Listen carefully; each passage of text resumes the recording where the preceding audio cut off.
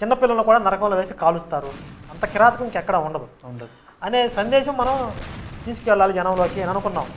అయితే ఈ సినిమా ఎఫెక్ట్తో సామాన్య జనం ఎంత ప్రభావితం అయ్యారు అనేది ఒక పక్కన పెడితే, పాస్టర్లు కూడా ప్రభావితం అయిపోయి వాళ్ళకు తెలియకుండా ట్రాన్స్లోకి వెళ్ళిపోయి, ఏసు ఎట్లా అయితే పాస్టర్ వల్ల ప్రభావితమై ట్రాన్స్లోకి వెళ్ళి నేనే దేవుడిని అనుకున్నాడు, ఈ సినిమా వల్ల పాస్టర్లు కూడా అట్లాంటి ట్రాన్స్లోకి వెళ్ళిపోయి ప్రభావితం అయిపోయి, చిచ్చి మా దేవుడిని నమ్మకపోతే నరకానికి పోతాడని మా బైబిల్ ఎందుకు చెప్తుంది, మా ఇంటా వంట లేదు ఇట్లాంటి సిద్ధాంతాలు, దిక్కుమాల సిద్ధాంతాలు, మేము ఎప్పుడు చెప్పాము అట్లా మా దేవుడిని నమ్మకపోతే నరకానికి పోతారని చెప్పి, ఏసు అట్లాంటి వాడు కాదు, ఏసుకు అటేడు తరాలు చూసినా కూడా అట్లాంటి బుద్ధులు లేవు మాకు అని చెప్పి చెప్తున్నారు. మొన్నటిదాకానేమో మా యేసుని నమ్మకపోతే నరకంలో వేస్తాడు, మిమ్మల్ని తండూరి ఫ్రై చేస్తాడు, గ్రిల్ మీద కాలుస్తాడు, ఇట్లా భయపెట్టి తీరా సినిమా రిలీజ్ అయ్యాక